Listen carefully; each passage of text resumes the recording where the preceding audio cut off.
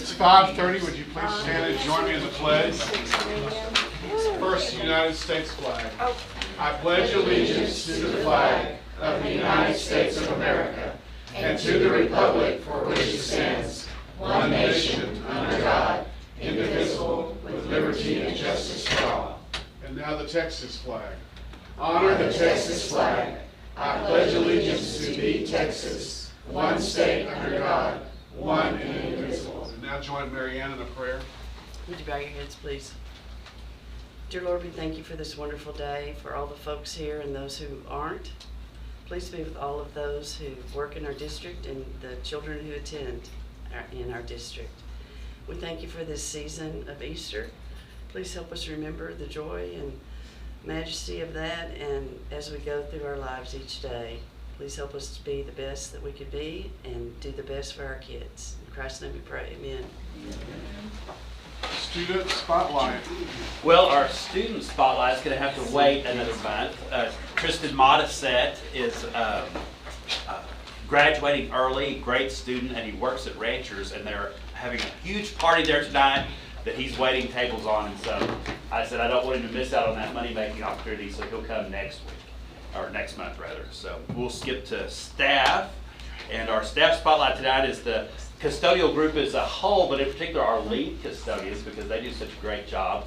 And we have 28 custodians in all, and then a lead at each campus, and those guys do a phenomenal job. It is, I guess, kind of the tail end of the cold and flu season, and those guys had to work really hard because we had a lot of illness, and they do a lot of cleaning of doorknobs and door handles. Now we've gravitated into the stomach bug season, and so I see kids walking down the hallways with trash cans, and I know that's a constant ordeal to keep things clean, and they do a great job. And a lot of these guys also, they custodial all day, and then they're either bus drivers or bus aides in the mornings and afternoons after school. And so these guys work really, really hard.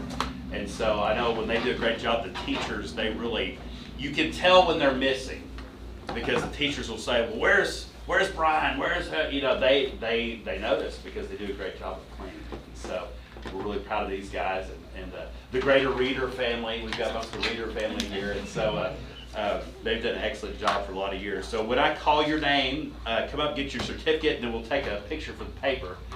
A group picture, yes. So Brian Reader, he's the head at the high school.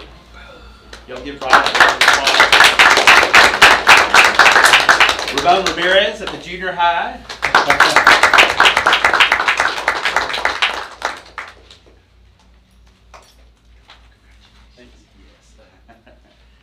Mike Reader at the intermediate.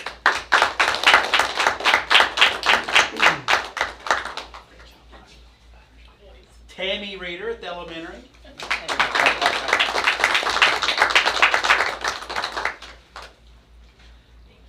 And Becky Head at the primary.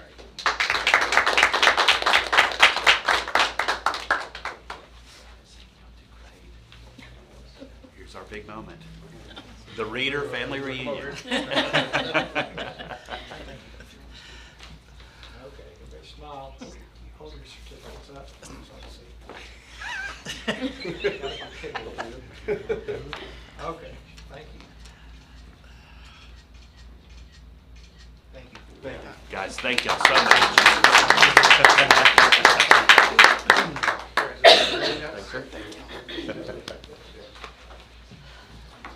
Is there anyone here to make a public comment on an item not on the agenda? Not seeing any, we'll go to the consent agenda. Consent agenda, minutes of the March 24th meeting, financial statements as of March, bills and payrolls for March, budget amendments, year-to-date budget amendments to fund balance, vital signs report, food service report, summer school dates, summer school tuition. Does anybody want to pull any of those? Do I hear a motion that we accept this? Okay, Lloyd, second? All right, Mary Ann. All in favor? All right, those are accepted. The next items are just for information. We'll start with the Army Youth Sponsorship Program.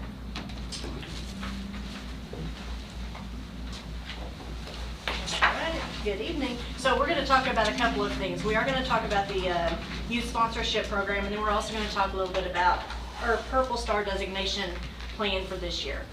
So first of all, Fort Cavazos in every installation basically offers an integration program for the kids who come in when their parents have to, unfortunately go to a different place for a permanent change of station.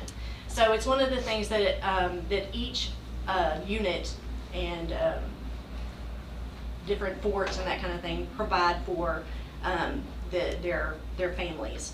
So one of the things is the youth sponsorship program is pretty much like a transition program for our students. So when the kids walk in, they want to make sure that, one, they're taken care of, and it gives them a sense of ownership to be part of, hey, I'm also a military student, and so it gives them that it helps to provide information for that. It also helps them to create a sense of belonging, and then also just an opportunity to kind of be a buddy and a pal and that kind of thing, a friend, in a new, social situation. So a lot of times this helps to reduce some of the social isolation that some of these kids may feel, because again, a lot of military families move quite a bit more often than our typical kids do here, usually 6 to 9 times more often. So it does make a difference in reducing stress and those types of behaviors. We don't want anything to happen where, people are dreading coming to school and that type of thing. We want to try and build those relationships early on. So that's one way that we do this. And I would like to make mention, we do have a couple of people in our audience today that I would like to make sure that you're aware of. So we have our Garrison Commander, Colonel Stokes, here. And then also we have Leticia Sanchez, and she is a Fort Cavazos School Liaison Officer. We're excited to have her. She's actually new for us within the last month or so, and so we want to, our goal is really to provide these partnerships with Fort Cavazos. We've done these things in the past, and we just want to make sure that we're trying to enhance the program and the partnership between Gatesville ISD and Fort Cavazos. So that is the reason why we talk about Purple Star now, because Purple Star kind of lends itself into this transition program is actually part of the pieces of the Purple Star designation. So what we've done so far, okay, we've provided military liaisons for each campus. Most of the time they're going to be counselors who are going to be on the, on each campus. Some are actually some of the principals and different admin. We're also providing and creating a military families page on our Gatesville ISD website to make sure that military families know where to go in the event that they have questions that they may not be able to answer just off the top of their head. And then also we're aiming to provide a better campus transition program. So when those kids do come in, they have a change of placement, a change of station, we help to make it to ease that transition, okay? And of course we want to make sure that our students are also part of that leadership. So in the past we have student leadership, we have PALs and that type of program. And so one of our goals this year, especially coming in August, we're going to start having some training for our staff to help in this transition program, and then later on with our students once our leadership teams and PALs and that type of thing are set for the upcoming school year. So the other pieces that we have completed are military initiatives. So in October I came and talked to you guys about a resolution to support military families, so we've done that. And then also we participated in the month of the military child in April. So I don't know if you saw or heard, I found this just in our lounge here, but it was a community page, and we're all over it with all of our Adopt a School and Purple Up and all of our military initiatives that we're working towards. So I was proud of that, because I asked, I kind of asked different people to do different things, and some of them will just run with it. So I'm so appreciative that they do that. And the other piece is the partnership with our Adopt a School units. And again, we have 5 campuses, we have 5 different units that work with our kids and also our staff. And so we're just, again, enhancing and creating a deeper partnership with Fort Cavazos. So this is an information item just so you guys are in the loop on the steps that we are taking to get this done. Our applications are due in mid-June. And we're set and we're pretty much ready. So we're just adding the last pieces that we're doing is a professional development on May 5th for all of our campuses. It's going to be led by our military liaisons for each campus. And once that piece is done, all we're doing is packing up the evidence and putting it in the application. So we're good to go. So fingers crossed, we have everything we need to get our Purple Star designations for all of our campuses. So It'll be a big accolade. Bridget's worked really hard on that. And Letty met with us, and we had a good planning meeting with her. And Colonel Stokes, Garrison Commander, that's a big job. What all are you responsible for, Colonel?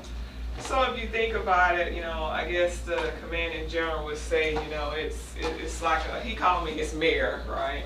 But I'm more like a city manager, and so I'm responsible for providing 78 support services on the installation. So like you think about the city of Gatesville, we have our own little city, all the services that you all provide, and probably some more we do have at Fort Cavazos. So that's my responsibility with my team of about 1,100 civilians, and I have 31 soldiers.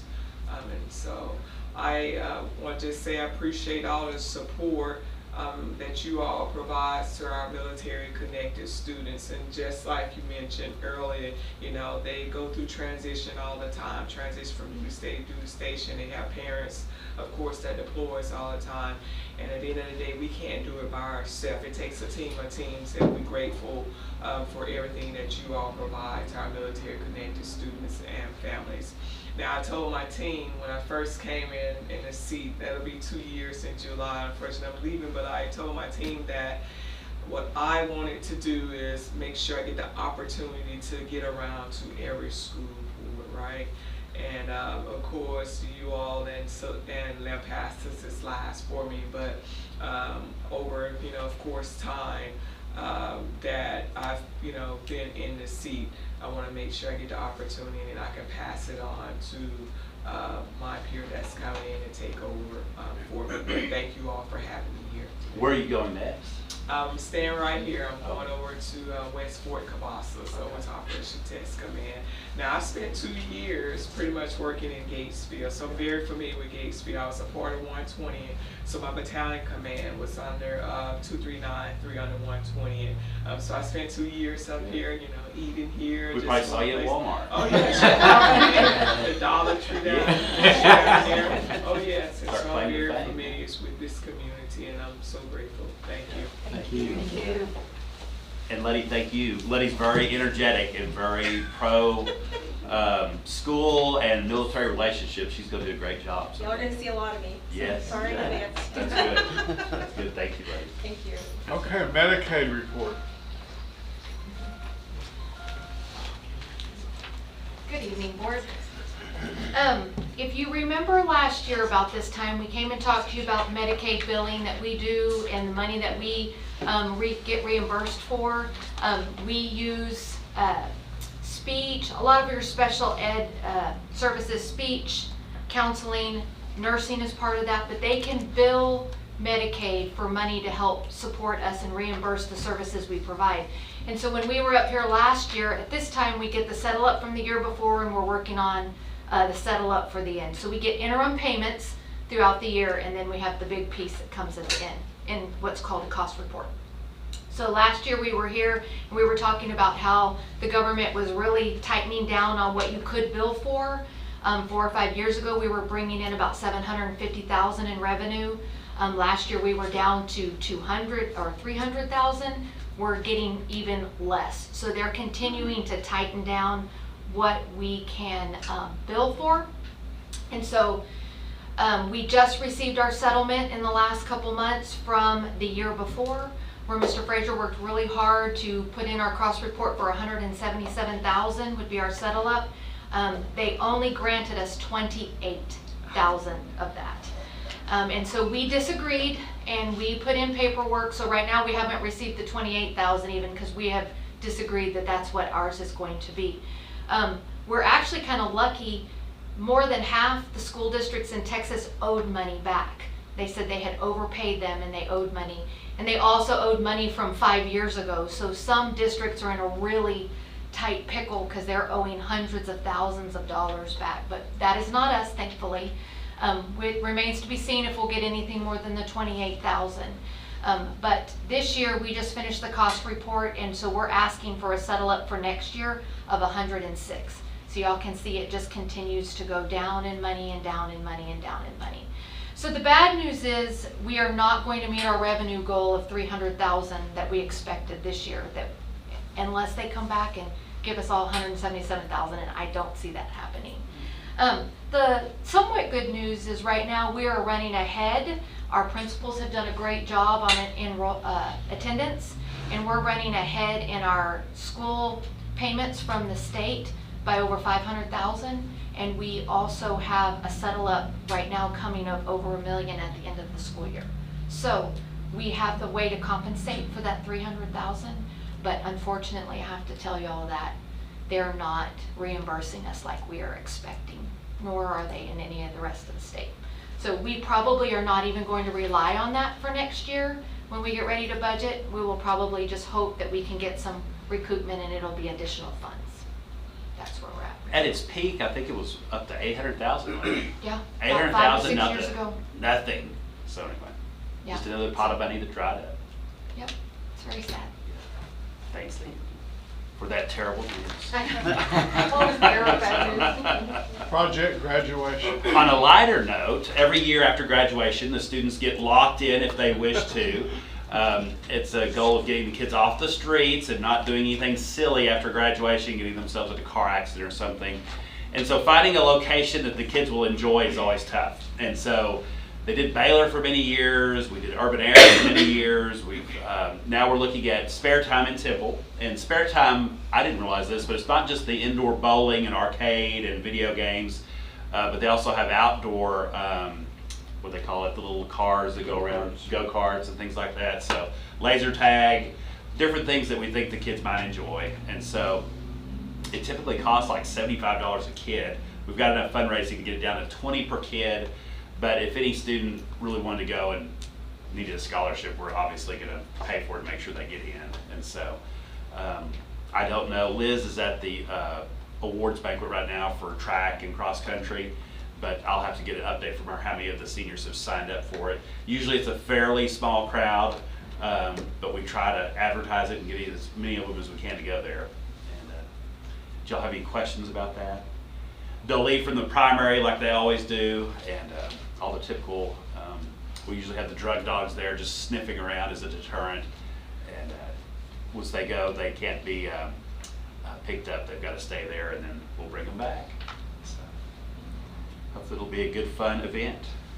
Any questions on that? All right.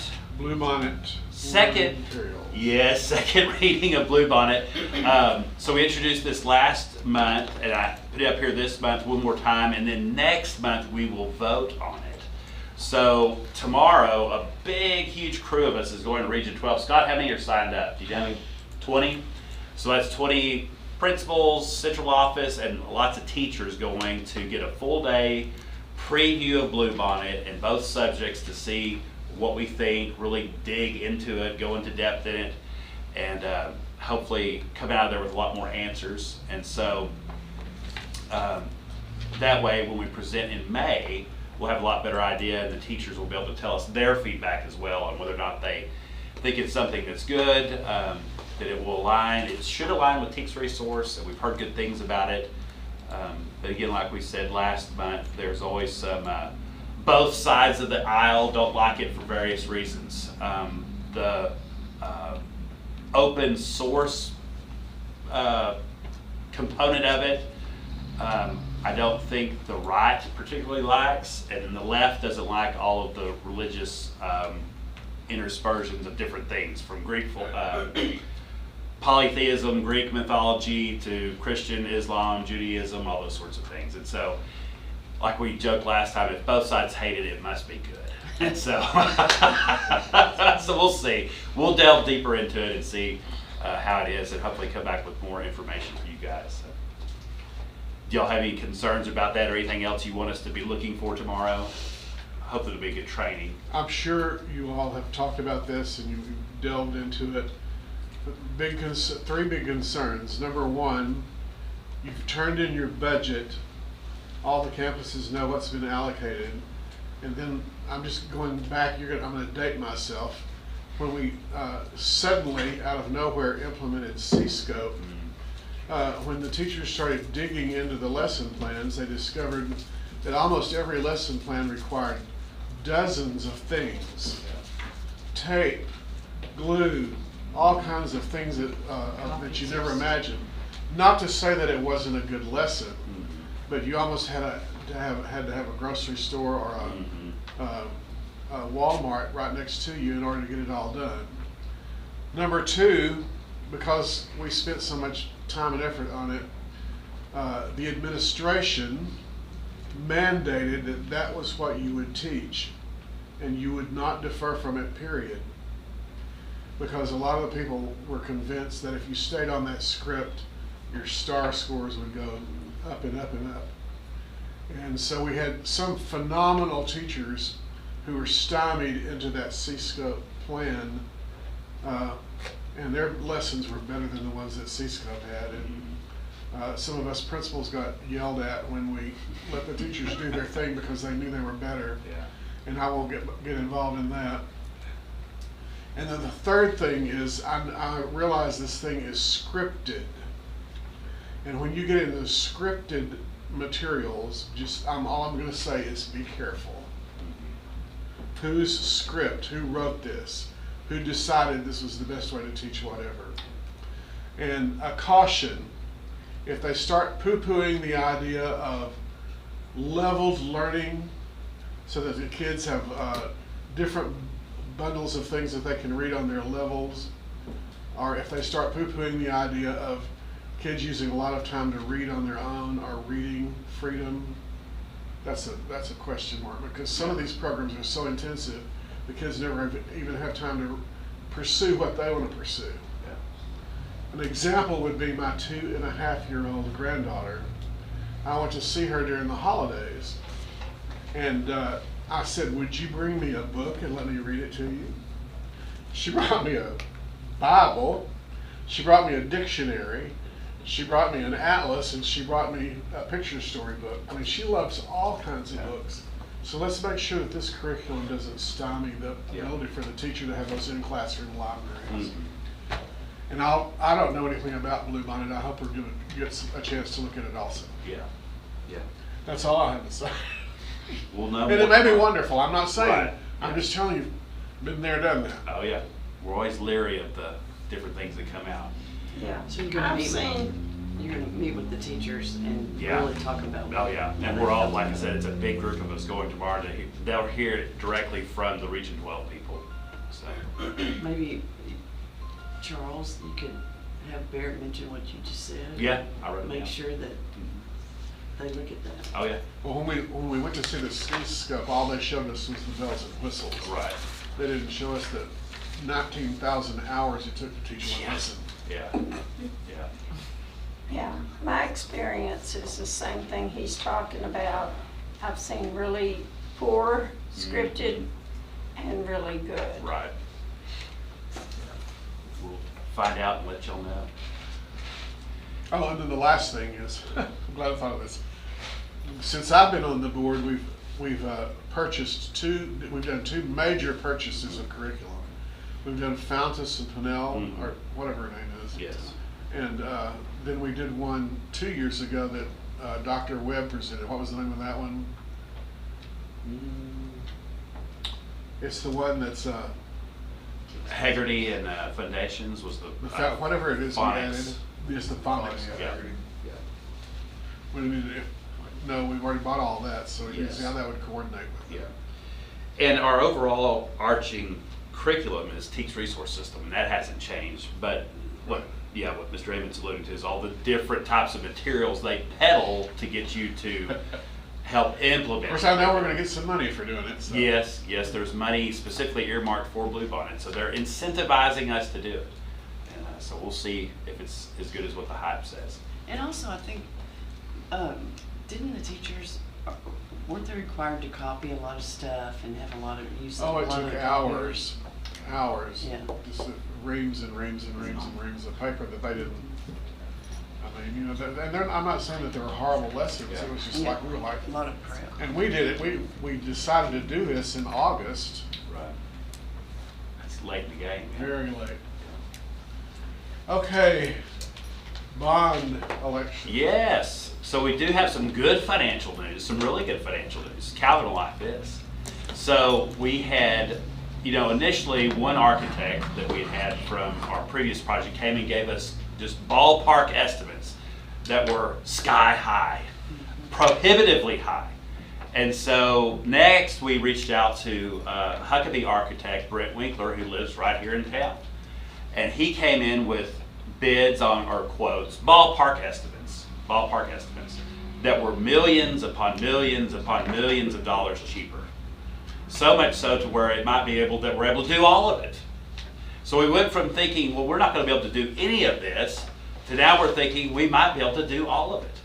And so going through some of these numbers, which seem much more legitimate and much more reasonable, to get the new junior high band hall, choir room, and theater to junior high, that'd be $4.2 million. And that's probably the most pressing thing. Getting the kids off of Marshall to where they're not back and forth from a safety issue. Also removing those terrible portables. The last remaining portables in the whole district are at junior high. And so they're terrible. The underpinning, there's like raccoons under it. I mean, it's a terrible, terrible place to be. Sorry, Susie. Anyway. It's all part of the junior high. Yes. Welcome all. Yes. But to get those replaced and then connect to the Mary Bishop Gym, that's $1.8 million. Complete renovation of the auditorium, $750,000. New field house located behind the current visitor side of the stadium, $7.7 million. That's half of what the other one said it would be. And that's including a new weight room, which we said we don't need that because we've already got a fantastic weight room. So that including the weight room, so it will be less. It'd be less than 7.7, yeah. Showers that don't shock you. Yeah, correct. Correct. A roof that doesn't leak. Mice that don't follow. That's right. New press box at McCamey Stadium on what's currently the visitor side, and then additional seating to turn that into the home side. That was $550,000. Adding sixth grade, that's a big one. That's a lot of classrooms, office rooms, intervention rooms, restrooms, $4.1 million.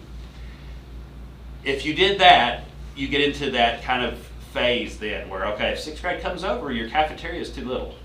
So then cafeteria's got to expand into currently what's the junior high library. Then you build a new library. And that cafeteria expanding into the existing library and a new library would be $2 million.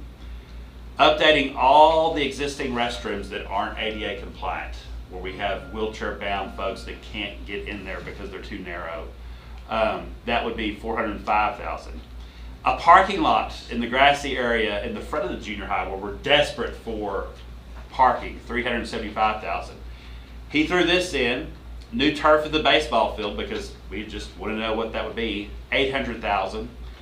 He threw in new baseball bleachers and a baseball press box, $250,000. Now, of course, we know that whatever we do to the baseball, we need to do to softball, Title IX in kind.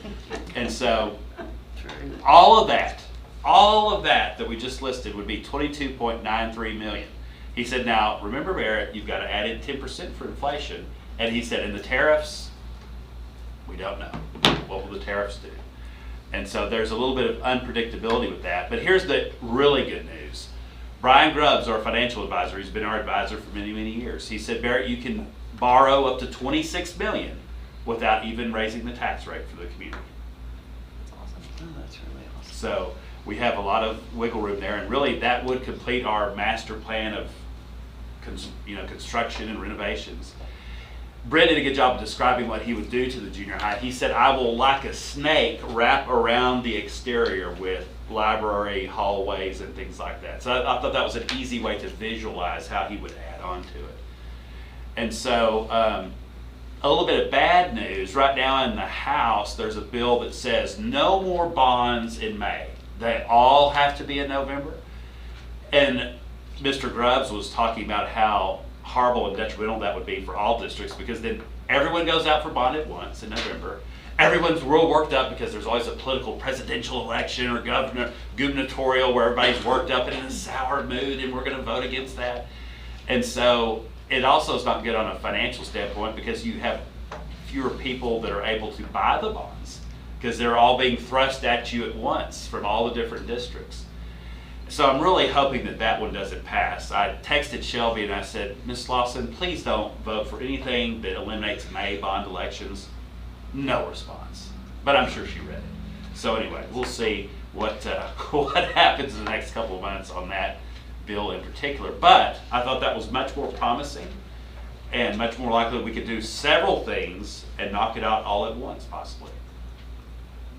So you said what would be the overall cost with all the things that you? Right now, when you just add up all those, if you did it right now today, it'd be 22.93 million is his best ballpark estimate. Now, of course, it could be more, it could be less, that's everything, but now, of course, obviously it'll be more because a year and a half from now, and the financial guys are always gung-ho for you to do it. He said, now Barrett, you could do it in November if you wanted to. I said, no, we're not ready to do it that quickly. We want to take our time and do it correctly. But I think having architects and builders that live in Gatesville, they have an incentive to give a better rate. And another thing, I think that the architectural firm we used a few years ago has gotten a lot bigger. They're not as hungry for business, and they can, you know, charge whatever they deem they want to.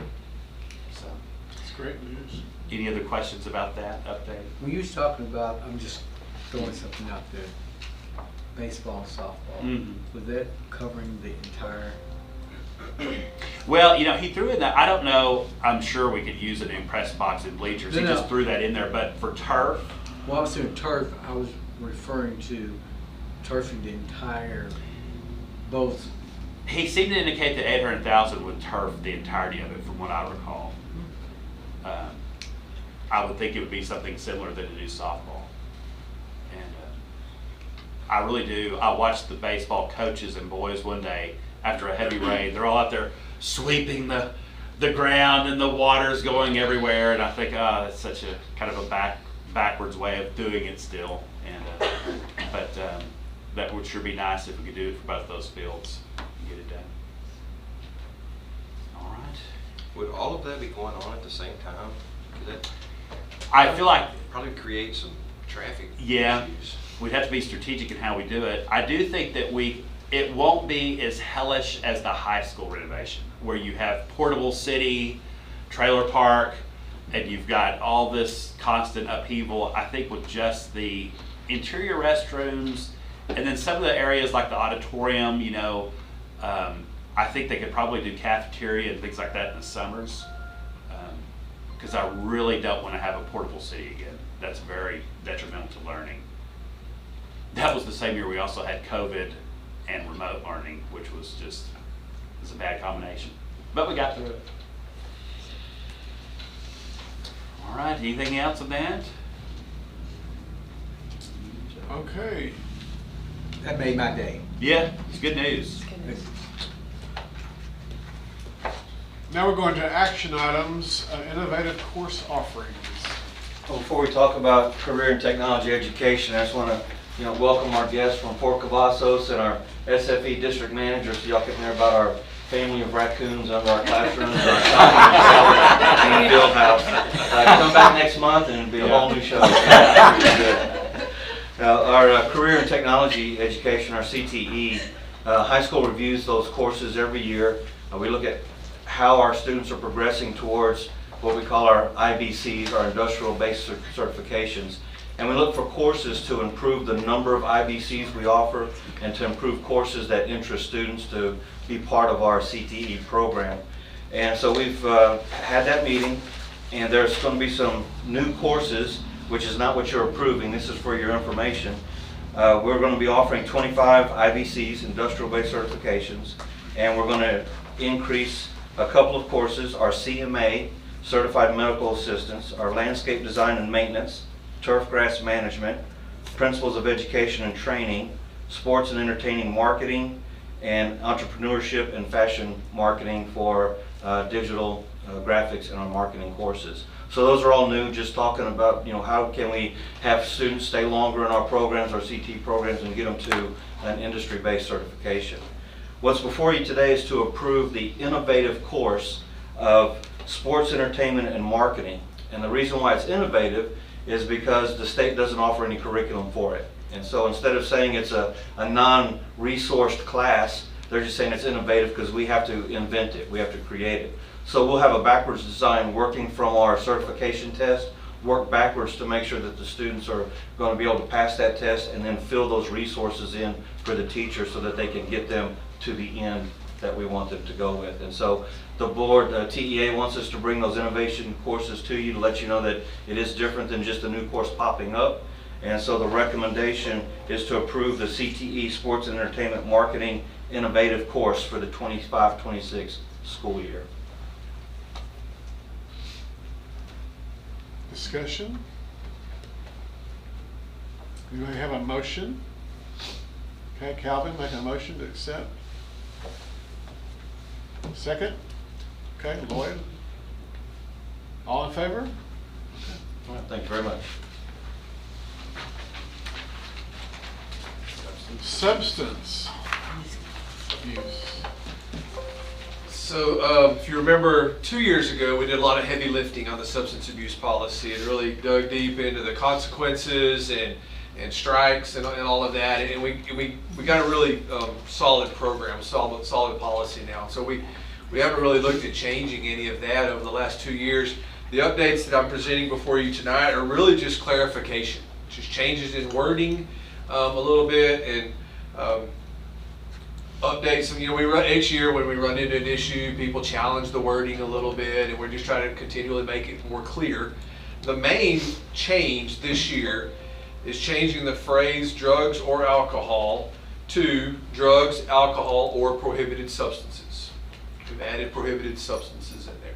There's so many things that kids are encouraged or come across these days that, you know, when I was in high school, it was the paint or the glue or something like that. That would be a prohibited substance.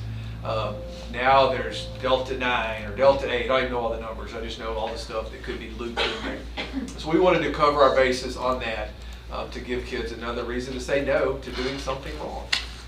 And so there are some other changes highlighted. Hopefully you got the highlighted version in there. So the yellow is the old, what was currently in there, and then the blue, the teal is the new recommended change. And I'll answer any questions or just talk to any specific one individually if you'd like me to. But the recommendation is... You have a question? Okay, Question. yes, ma'am. The way that the old one stands, y'all didn't have any problems with,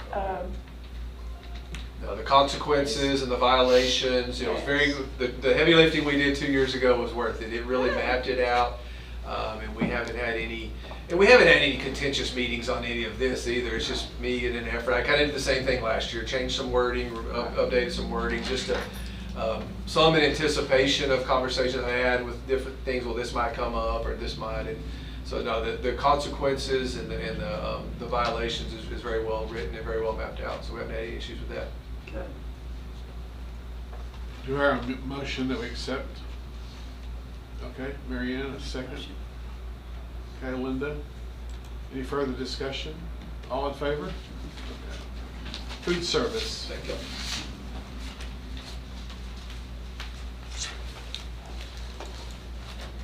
All right, so for the last 4 years, we have partnered with SFE, and they're here tonight with us, Southwest Foods, for our cafeteria meals.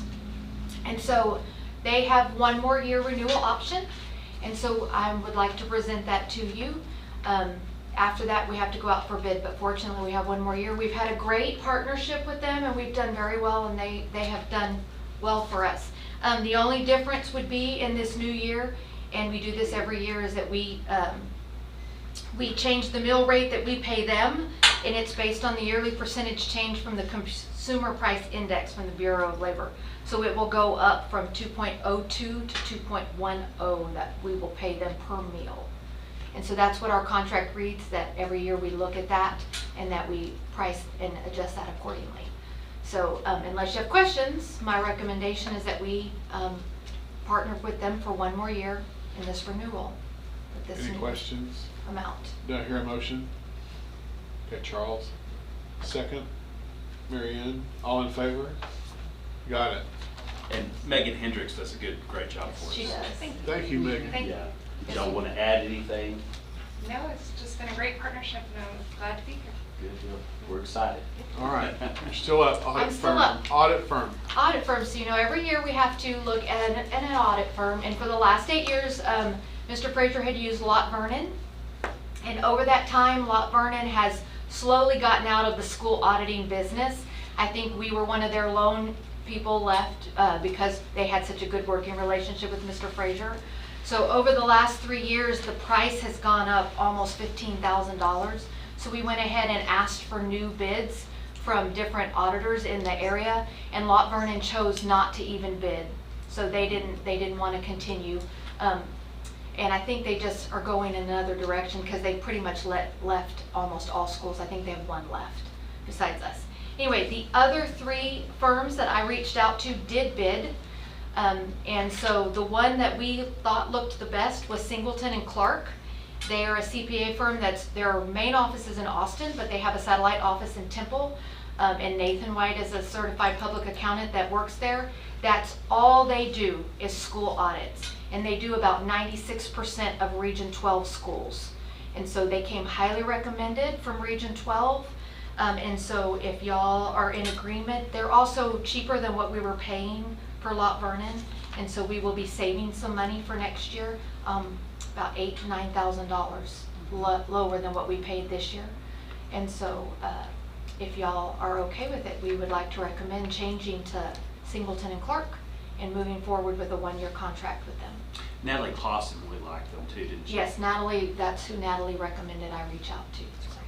Once we knew Lot Vernon was not going to be interested in continuing. Any further discussion? Do I hear a motion? Calvin, second, Lloyd. All in favor? Okay. Thank you. MOU between GISD and Freedom Reigns. Another easy one is Lori Rockwood, our longtime partner with Freedom Reigns over in McGregor. They offer counseling that goes above and beyond what our current counselors can do just because of time restrictions. They can offer it in the evening. So we have had a good relationship with Ms. Rockwood, and we would have the same contractual type agreement that we had last year, where there is a little bit of cost to this. Monthly billing, though, will not exceed $1,200, just like last year. And typically, health insurance covers most of the costs for the kids to get in. But we felt like this time last year, it's such an important thing to offer the kids because there is so many mental health issues and abuse and neglect and different things that we really don't want to take anybody off the table. And so I would recommend that the board approve the MOU with Freedom Reigns so that they will continue to have access to counseling service from them in the 25-26 school year. Do I hear a motion for that? Mary Ann, second, Linda. All in favor? Grant for rifle resistant body armor. Officer. Does that exclude school board? Yeah. Officer Bergen, he is really good at writing grants. Justin Bergen, he's a well-educated young guy, and he's one of our SROs at the junior high, and he came across a couple of grants, this being one of them, and thought, hey, this would be a good idea to apply for it. And so he did most of the heavy lifting on the paperwork aspect, but we do have to get it board approved, and so I told him we would present this to you guys. It's for basically what it says, body armor for the 5 policemen to wear. And I did want to let y'all be aware of one thing now with all grants that you may start seeing, that there is a piece of paper that Chief Stiles and I have to sign saying that if the Department of Homeland Security comes and asks for your assistance with illegal aliens, that you will assist them. And as far as like giving information or things like that. And so the likelihood of that happening, I think, is almost next to nothing, but I found that interesting that now as part of any federal paperwork, that's one of the things that you have to just say that you'd be willing to do. So I didn't want to just sign that without y'all being aware of that that's going to be a part and parcel of all grants probably going forward the next 4 years. So anyway, I recommend the board adopt the resolution as presented so we may complete the grant paperwork necessary for the rifle-resistant body armor for our police officers, because I do think it'd be a good thing for them to get. Is there any cost to the school? Excellent. Do I hear a motion? Okay, Lloyd, a second, Charlie, all in favor? Okay. Fencing project. So we had a young man at the primary, the first time in its, I guess, 50 years of existence, that jumped the fence in about 3 bounds. Super fast, super athletic. He's going to play varsity football next year. But the little boy, he scared us to death, and the staff were in hot pursuit. And luckily, there were some good Samaritans too that were able to, pull him over and not let him get too far out. He was just going down the way towards like Farm Bureau and all that, and our people are in pursuit. So that is a 4-foot fence, and so we'd like for it to go ahead and double it. Not only to keep the kids in, but also there's a steady stream of odd people that walk from McDonald's to Walmart every day, and there's a steady stream of them. And a lot of them are men, and they look like they're, I don't know, just kind of waywardly wandering. And so we would actually, while we're doing it, add a fence from the corner of this building, connect it to the baseball field. The baseball field, fence it, connect it to the primary. So if you're on foot, you're not going to be able to turn left from Lover's Lane until you get to Hornet Way. So no more sneaking in and trying to get onto the premises. So we thought that would be a good idea. While we're at it, elementary's been desperate for some fencing too. The elementary fencing, they don't have anything that separates the drives where all the parents come through in the cars from the playground. So a kid can run right out into the first grade pickup, second grade pickup, and just get run over. Or conversely, some nut job could just walk right on in. And so we don't think that one needs to be 8 foot. We'd probably do 6 feet there. And so, but we felt like both of those projects were important enough to where whatever it costs, I told Toby we're just going to take it out of the fund balance if y'all approve of it, because we need to go ahead and just get it done. So as soon as the kids are done in May, the vendor will probably start immediately, or that next week. The little boy that scaled the fence, we've had him inside and also in the ECSE playground that is 6 feet tall, and it's a more confined space with adults. And so he's still getting out and about to have fun, but we've got a tighter rein on him. So anyway. So my recommendation is to approve both those fencing projects to better ensure the safety of our youngest kids. And altogether, it's expensive. It's $85,000 to come from the fund balance, but we've got plenty of money in the checking account. Since we had such a wonderful bond report, one of the things that I would love to see is for the fencing that's currently at the baseball field to be extended down Highway 36 around the primary playground, so that you could not see who's there. In other words, when you're driving around and there's a baseball game going on, you can't really see the players. If you look far enough, you can see the people in the stands, so that it would be an absolutely obstructed view of those kids on that playground, so no one would have the potential to hurt them in any way. I mean, I guess you could get a forklift or something and go up over there. You know what I'm talking about? Yeah. So like a solid fence. A solid fence that would just go from the baseball field around. What do you think about that, Van? Anything to keep the kids safe, the sidelines, I mean, you gotta. I think that would be, for some reason I just feel like they're so vulnerable. They're exposed. They're just exposed. Yeah. Even the intermediate are back far enough, and there's some buildings in between the street and them. Yeah. Might be something you look at on that bond. Yeah. I know that would be probably very expensive, but it's worth it. Is that with the slats down the cyclone?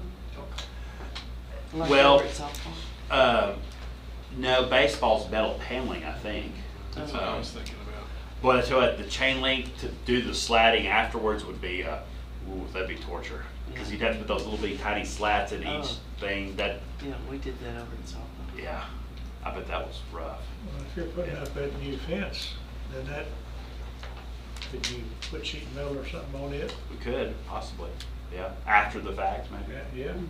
They make windscreen that you could put up, like zip tie on with the grommets in. So the visibility is You gone. already got the fence, you just gotta get it covered. Yeah. That'd be a good idea. Okay, discussion has been going on. Do I hear a motion? I have a question about, is it a local contractor that will be putting that up, or who will actually be doing that? Toby got it from LT Fencing Company. They're located at 1300 South 30th Street in Waco.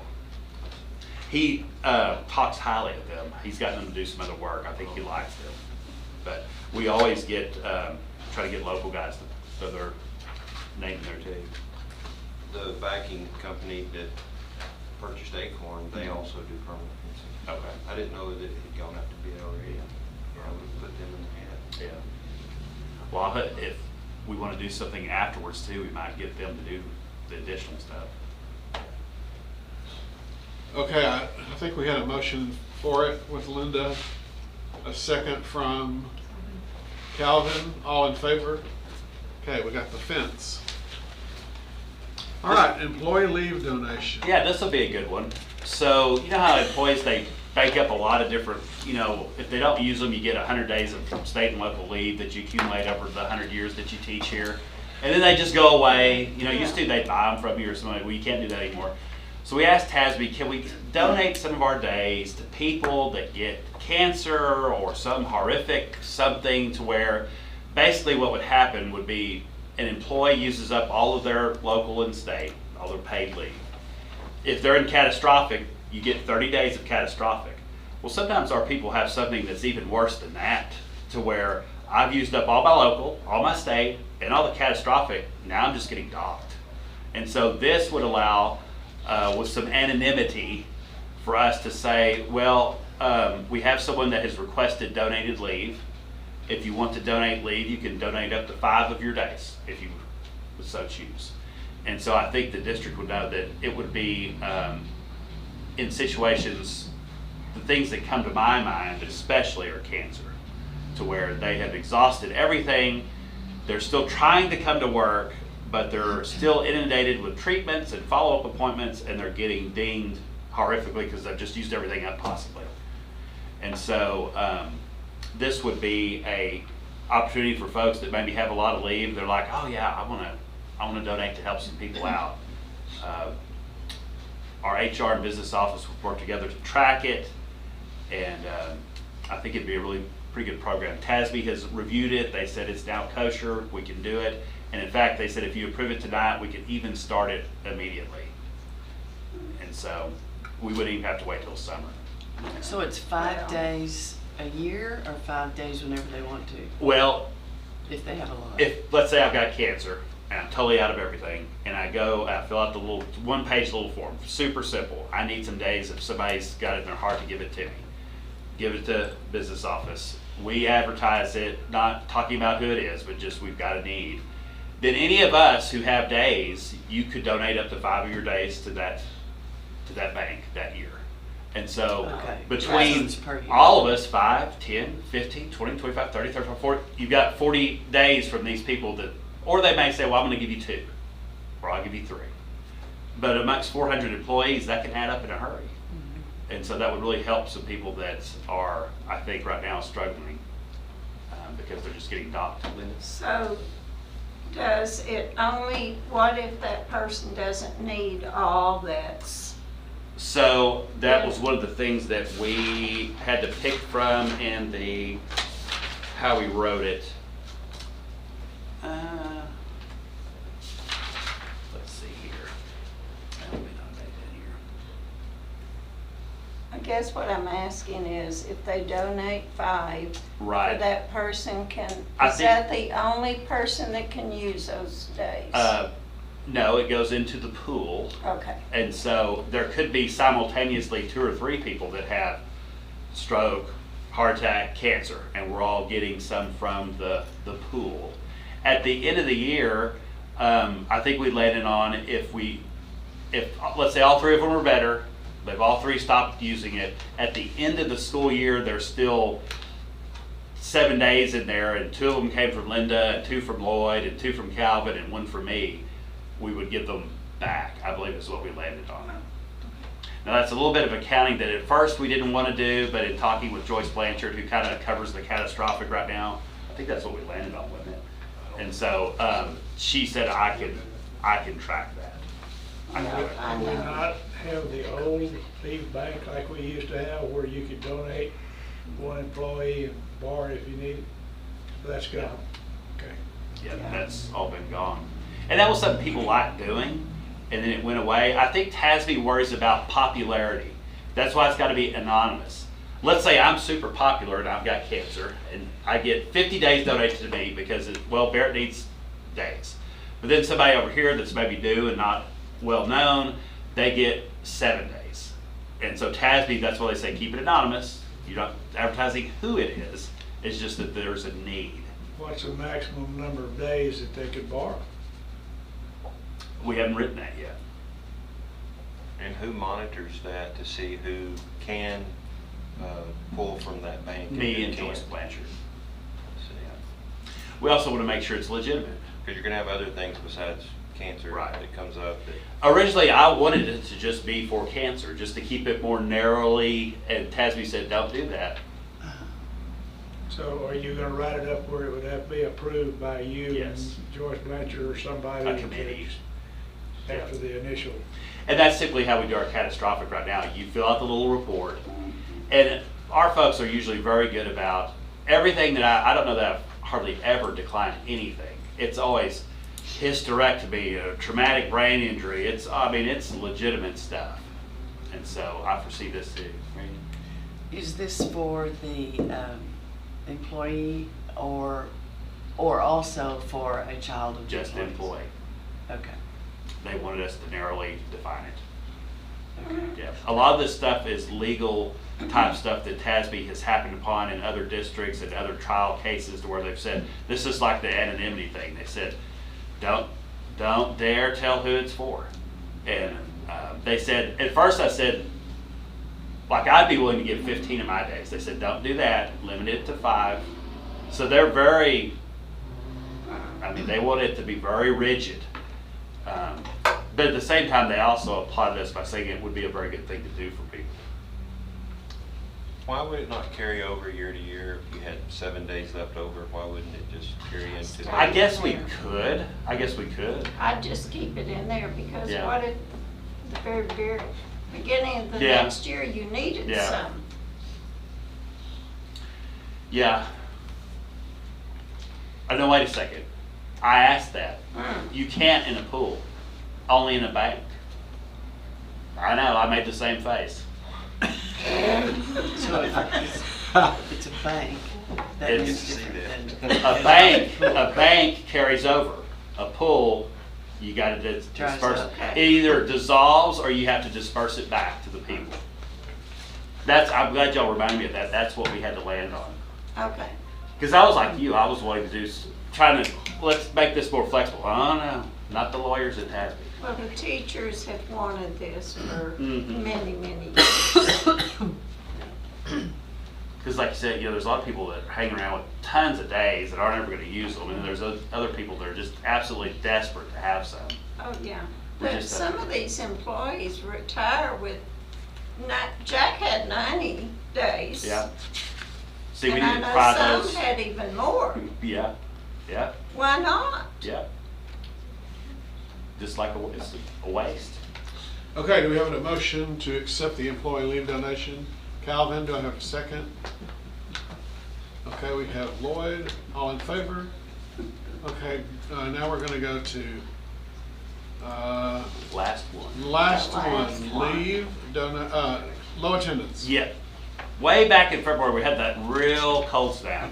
And on Wednesday, February 19th, we were kind of wrapping up a 2 or 3 day stint of missed days, early outs, all those sorts of things. And our attendance was really low that day, 81.03%. That was when the parents were on Facebook saying it's too cold to go to school.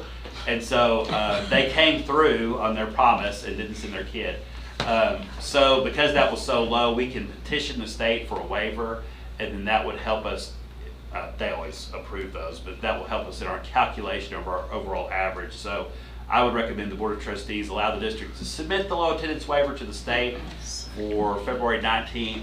Laura Lamb takes care of all that for us, and it'll help us some. Do I have a motion to accept that? Okay, Mary Ann, second by Linda, all in favor? Meeting is adjourned.